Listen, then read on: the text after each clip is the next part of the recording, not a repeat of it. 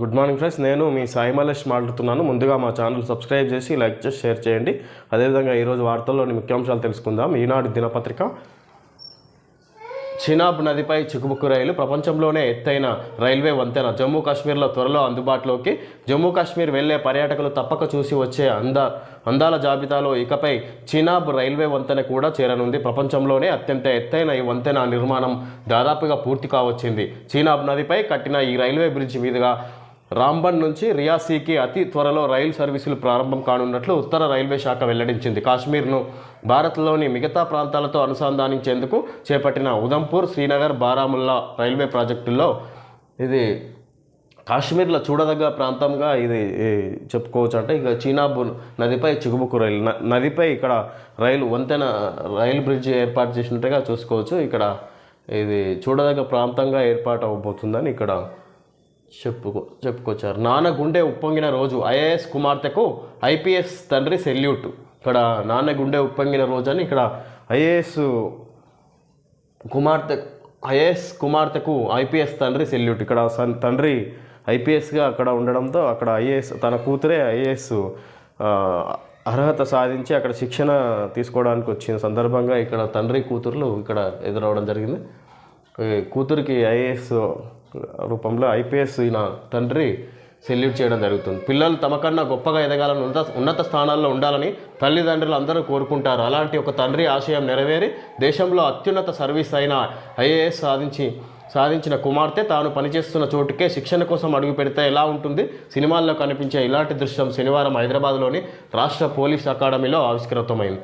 ఇక్కడ శనివారం నిన్న హైదరాబాద్లో ఇక్కడ ఇది దృశ్యం ఎదురైందని ఇక్కడ చెప్పుకోవచ్చు. ఇక్కడ తండ్రి ఐపీఎస్, తన కుమార్తె ఐఏఎస్ అర్హత సాధించి శిక్షణ తీసుకోవడానికి అక్కడ తండ్రి పనిచేస్తున్న శిక్షణ కేంద్రంలోకే ఆమె వచ్చినట్టుగా ఇక్కడ చెప్పుకోవచ్చు. విచారణ నుంచి తప్పుకోండి, మీరు ఆ అర్హతను కోల్పోయారు, నిష్పాక్షికత కనిపించడం లేదు. జస్టిస్ నరసింహారెడ్డి కమిషన్కు కేసీఆర్ ఘాటు లేక మీ ముందు ఏం చెప్పినా ప్రయోజనం ఉండదని వ్యాఖ్య. ఇంగిత జ్ఞానం లేకుండా రేవంత్ ప్రభుత్వం కమిషన్ను వేసిందని ఆక్షేపణ. రాజకీయ కక్షతో అప్రతిష్ట పాలు చేయడానికేనని ఆరోపణ. విద్యుత్ ప్లాంట్ల నిర్మాణం, కరెంటు కొనుగోలు అన్నీ సక్రమమేనని వెల్లడి. ఇక్కడ రేవంత్ సర్కారు ఇంగిత జ్ఞానం లేకుండా ఇక్కడ కమిషన్ను వేసింది, నాపై కక్షతోనే వేసింది అన్నట్టుగా ఇక్కడ కేసీఆర్ మాట్లాడుతున్నాడు. కరెంటు మీద విద్యుత్ ప్లాంట్ల నిర్మాణంలో అవకతవకలు ఏర్పడినాయని జస్టిస్ కమిషన్ పంపించిన నోటీసులకు ఇక్కడ కేసీఆర్ ఏ విధంగా స్పందించడం జరిగింది. మీకు అసలు దాని మీద అవగాహన లేకుండా నా మీద విచారణ జరుపుతున్నారు, మీరు తప్పుకోండి అన్నట్టుగా అధికారులకే ఈయన కేసీఆర్ వార్నింగ్ ఇస్తున్నట్టుగా ఇక్కడ చూసుకోవచ్చు. మీ విచారణలో నిష్పాక్షికత కనిపించడం లేదు, ఇప్పుడు నేను మీ ముందు హాజరై ఏం చెప్పినా ప్రయోజనం ఉండదని స్పష్టమవుతుంది. విచారణ కమిషన్ చైర్మన్ బాధ్యతల నుంచి మీరు స్వచ్ఛందంగా వైదొలగాల్సిందిగా విన్నపిస్తున్నాను అని జస్టిస్ ఎల్ నరసింహారెడ్డి కమిషన్కు మాజీ సీఎం కేసీఆర్ ఘాటుగా లేఖ రాశారు. కమిషన్ చైర్మన్ పదవి నుంచి జస్టిస్ నరసింహారెడ్డిని తప్పుకోవాలంటూ ఈ లేఖలో పలుమార్లు కేసీఆర్ విజ్ఞప్తి చేయడం గమనార్హం. యాదాద్రి భద్రాద్రి విద్యుత్ కేంద్రాల నిర్మాణం, ఛత్తీస్గఢ్ నుంచి కరెంటు కొనుగోలు నిర్ణయాలపై ఈ నెల 15లోగా వివరణ ఇవ్వాలని కమిషన్ కేసీఆర్కు ఇటీవల నోటీసు పంపిన సంగతి తెలిసిందే. దీనికి సమాధానంగా ఆయన 12 పేజీల్లో ఘాటైన పదజాలంతో కమిషన్ ఏర్పాటును, చైర్మన్ వ్యాఖ్యలను తీవ్రంగా ప్రశ్నిస్తూ లేఖ రాశారు. అందులోని ముఖ్యాంశాలు: కరెంటు సంక్షోభం ఉన్నందున అసాధారణ పరిస్థితుల్లో కొన్ని సాధారణ నిర్ణయాలు తీసుకోవాల్సి వస్తుంది.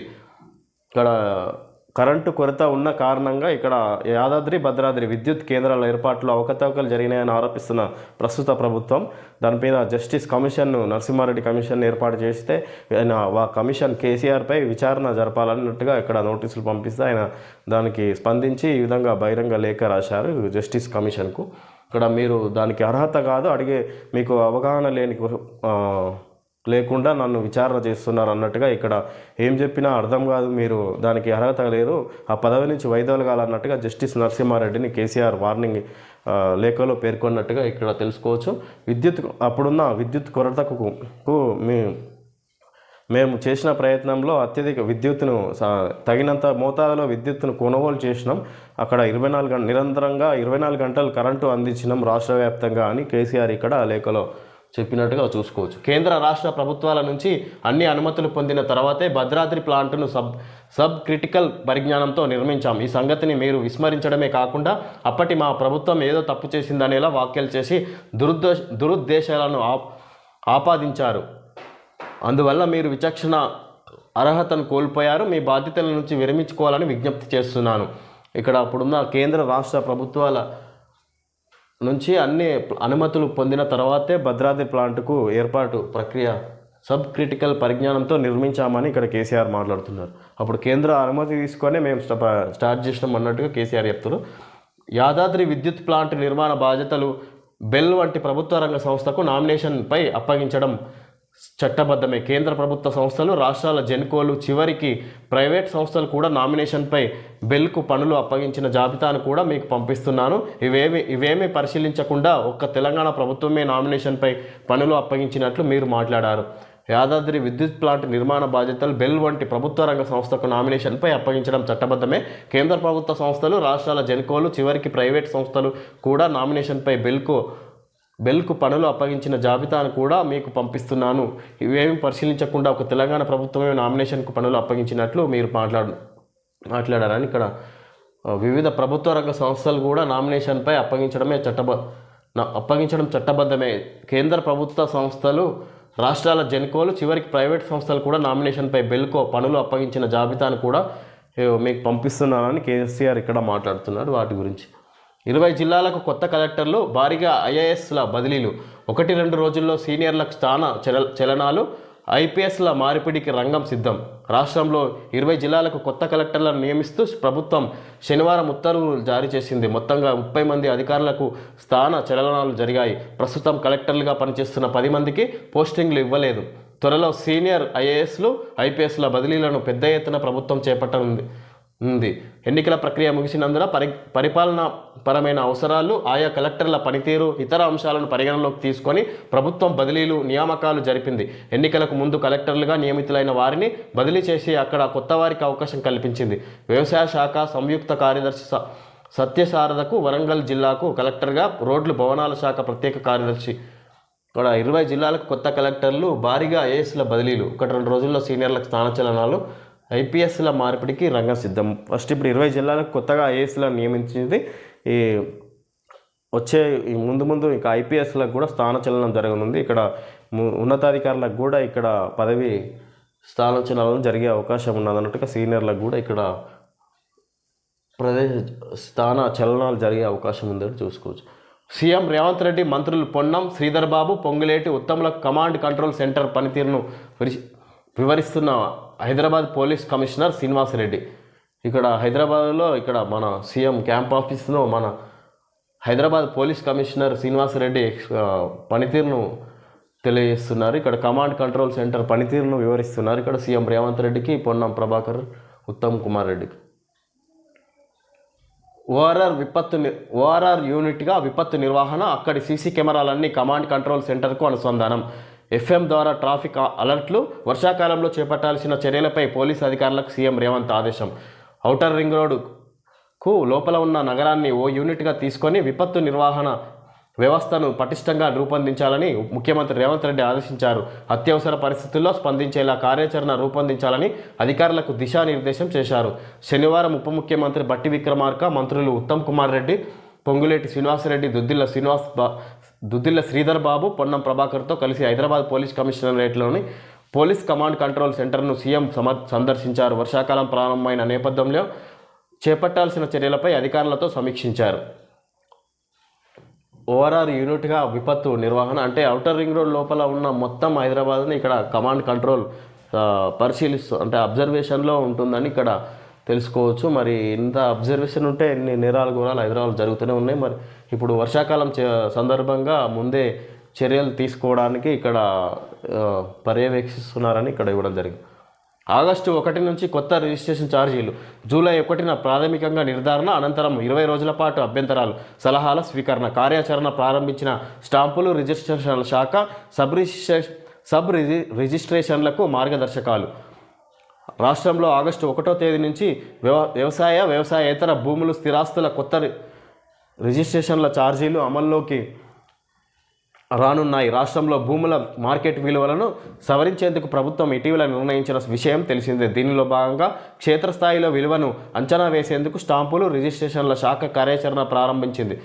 పాత విలువను సవరించి కొత్త విలువను అమల్లోకి తెచ్చేందుకు ఉన్న పరిస్థితులపై అధ్యయనం చేపట్టనుంది.